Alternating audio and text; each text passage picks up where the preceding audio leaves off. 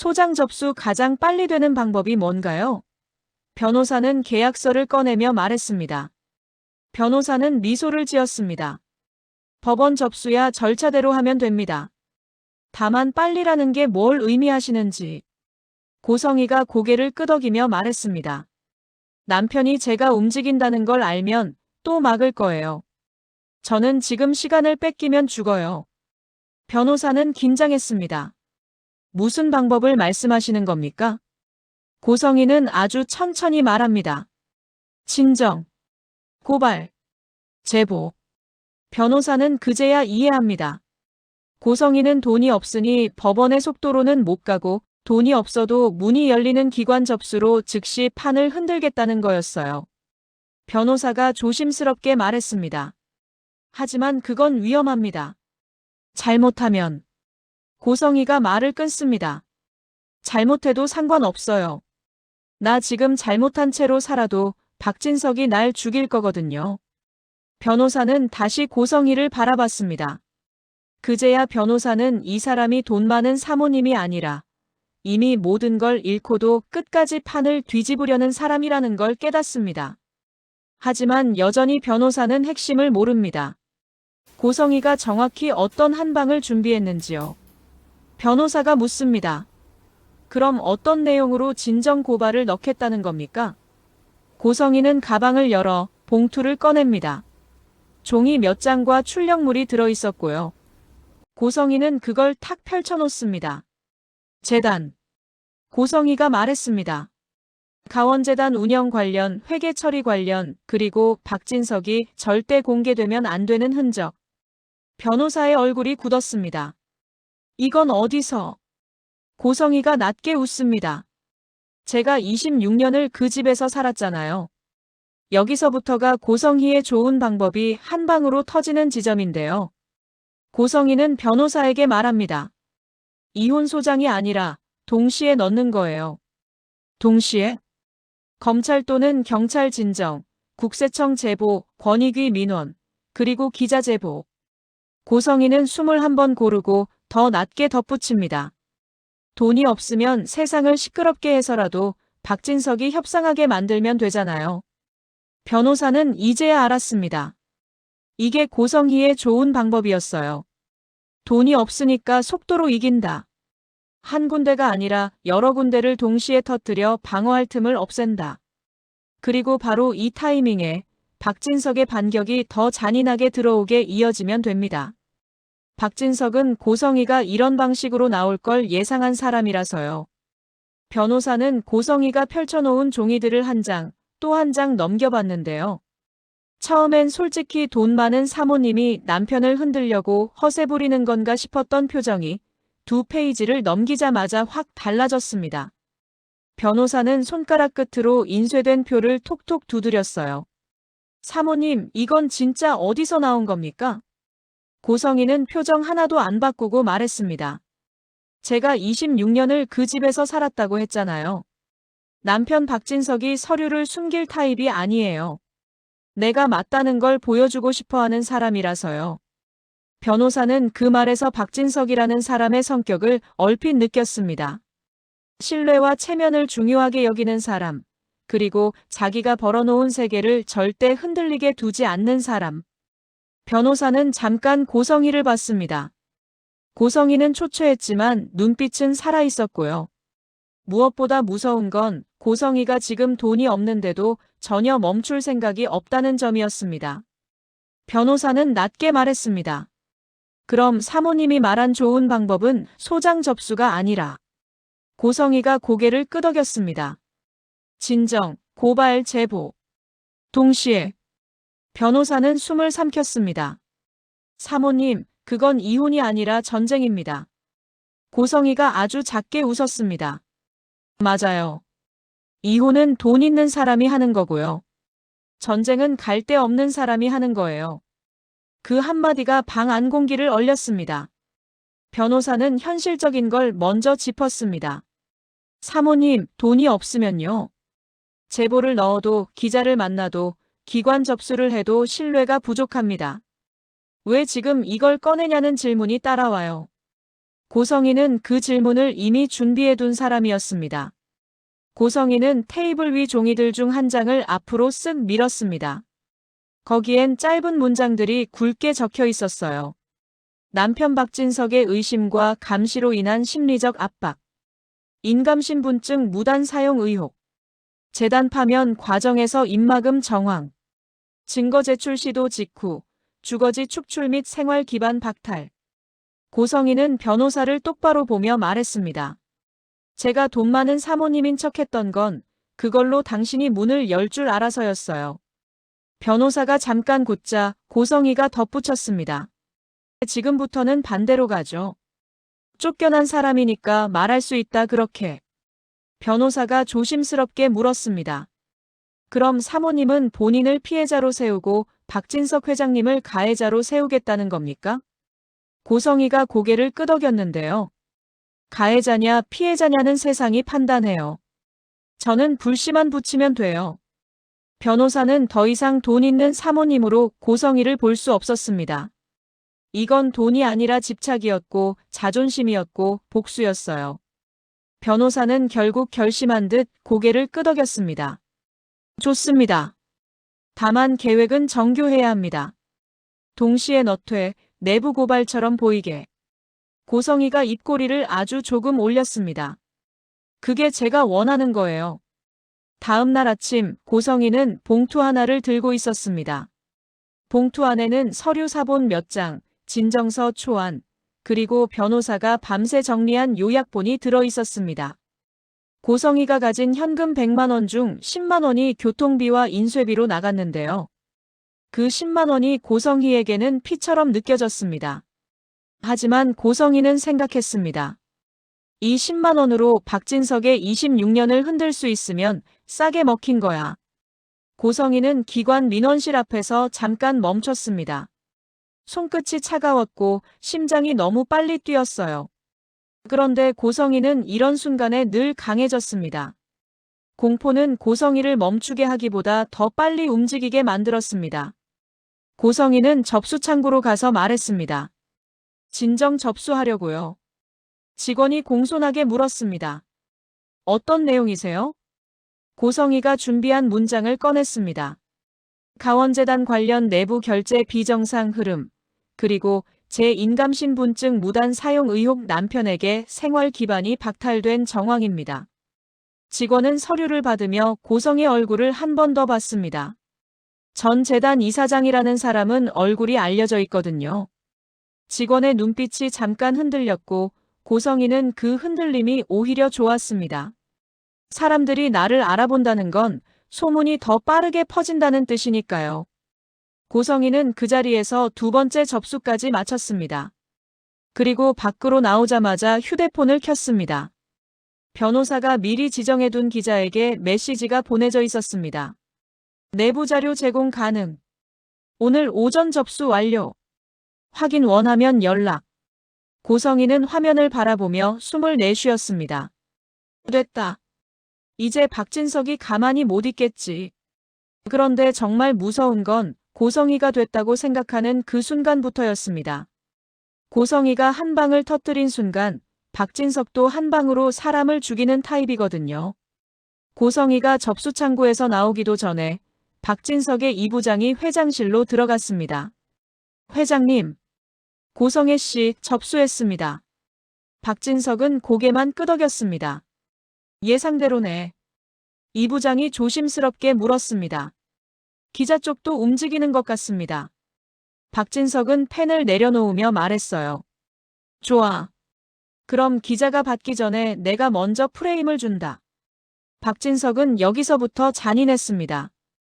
박진석이 무서운 건 소리 지르거나 때리는 게 아니라 사람을 사회적으로 고립시키는 방식이 너무 능숙하다는 점이었어요. 박진석은 PR팀을 불러서 딱 한 장짜리 자료를 만들게 합니다. 문장이 길지 않았습니다. 짧을수록 잘 퍼지거든요. 고성혜 전 이사장은 내부 감사 결과 개인 비위 및 직권 남용으로 파면. 현재 제기하는 주장들은 본인의 책임 회피를 위한 허위 주장. 추가 허위 사실 유포 시 강력한 법적 조치. 박진석은 이걸 언론 대응 자료로 먼저 뿌립니다. 기자가 고성희를 만나기도 전에 기자의 머릿속에 전 이사장, 파면, 책임 회피라는 단어를 박아버리는 거죠. 고성희가 원하는 프레임은 내부 고발자였는데요. 박진석이 던진 프레임은 궁지에 몰린 파면자였습니다. 이 프레임 차이는 잔인합니다. 같은 말도 다르게 들리거든요. 폭로가 아니라 발악처럼 들리게 만드는 거니까요. 그리고 박진석은 거기서 끝내지 않습니다. 박진석은 성재와 영란을 불러 다시 못을 박습니다. 너희는 지금부터 어머니랑 연락하지 마. 박성재가 숨을 삼키며 말했습니다. 아버지, 그래도. 박진석이 단호하게 자릅니다. 연락하면 너도 관련자가 된다. 박진석은 박성재를 똑바로 바라봤습니다. 성재야, 이건 가족 문제가 아니야. 이건 프레임 싸움이야. 박영란은 손이 떨렸습니다. 고성희는 분명 나쁜 엄마였지만 그래도 엄마라는 단어가 완전히 끊기진 않았거든요.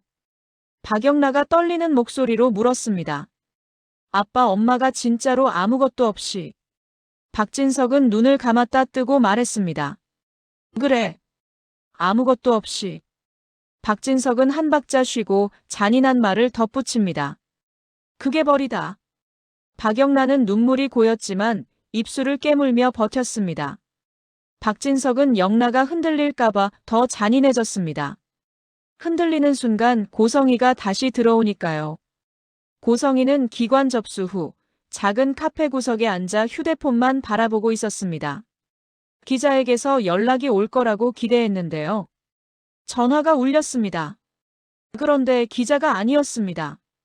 번호가 낯선 법무법인이었습니다. 고성혜 씨 맞으십니까?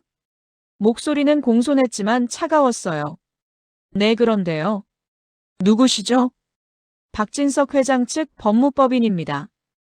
귀하가 허위사실로 제보 및 진정을 진행 중이라는 보고를 받았습니다. 즉시 중단하시지 않으면 무고 및 명예훼손으로 대응합니다. 고성희는 그 순간 숨이 막혔습니다. 내가 먼저 넣었는데 왜 내가 죄인이 되는 느낌이지? 박진석이 바로 그걸 노린 겁니다. 고성희가 말할수록 고성희가 범죄자처럼 보이게 만드는 거요. 고성희가 이를 악물고 말했습니다. 허위 아니에요.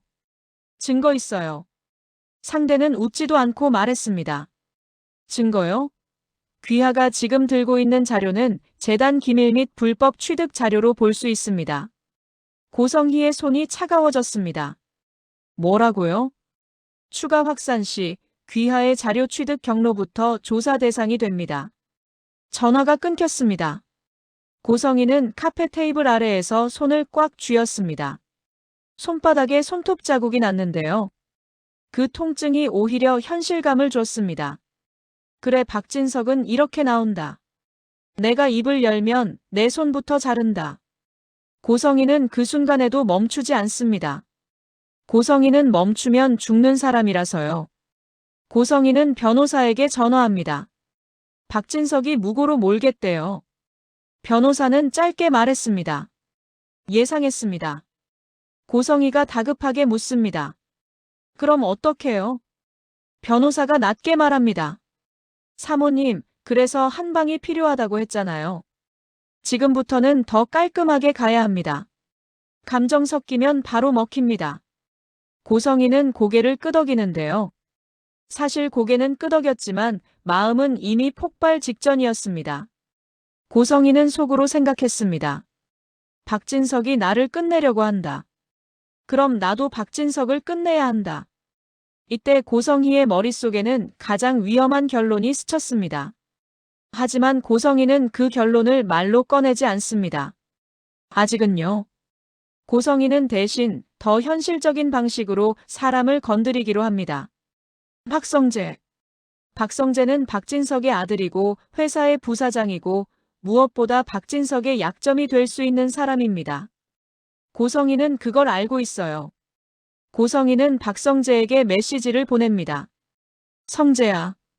엄마가 아니라 고성희로 부탁할게. 딱 10분만 보자. 엄마라는 단어를 뺐습니다. 고성이는 지금 엄마로는 못 먹힌다는 걸 알았거든요. 그래서 고성이로 갑니다.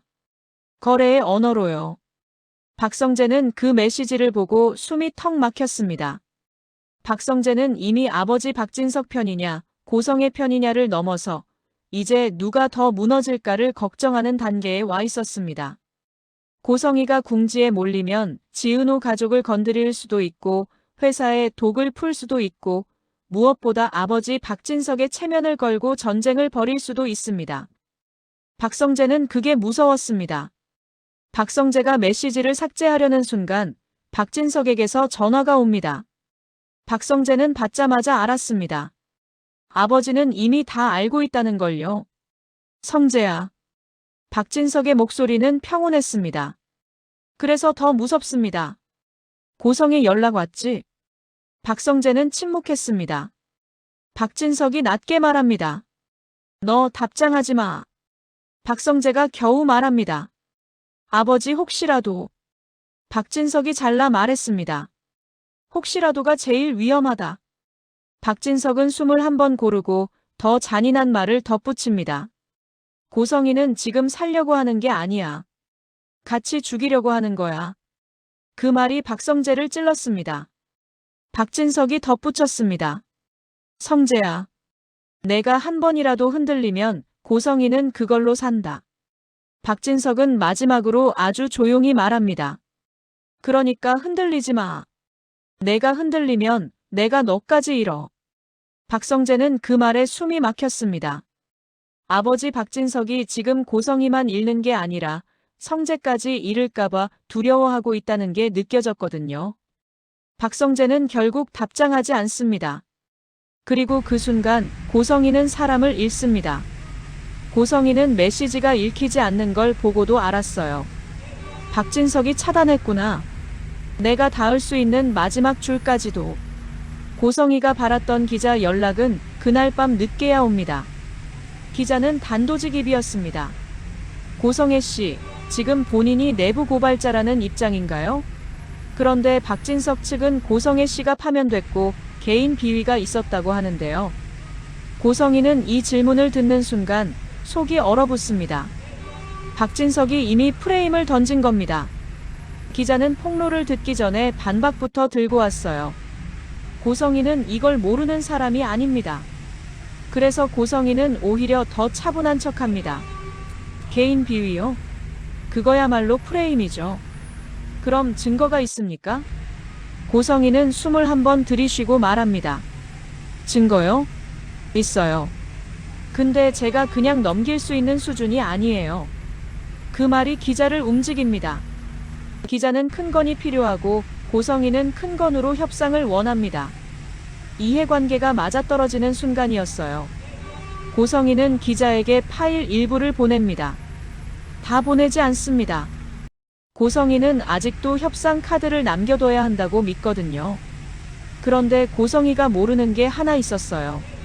박진석은 고성이가 파일 일부를 보낼 때 바로 그 전송 흔적을 잡을 준비를 해두었습니다. 박진석은 이 부장에게 말합니다. 고성이가 자료를 밖으로 내보내면 그 순간부터 내부 유출로 잡아. 회장님, 그럼 고성이는 내부 고발자가 아니라 유출범이 된다. 이게 박진석의 잔인함입니다. 고성이가 살려고 내미는 카드를 고성이를 죽이는 칼로 바꿔버리는 거죠. 다음 날 아침 고성희의 휴대폰이 또 울립니다. 이번엔 기관이 아니라 경찰서 번호였습니다. 고성이는 순간 손이 덜덜 떨렸습니다.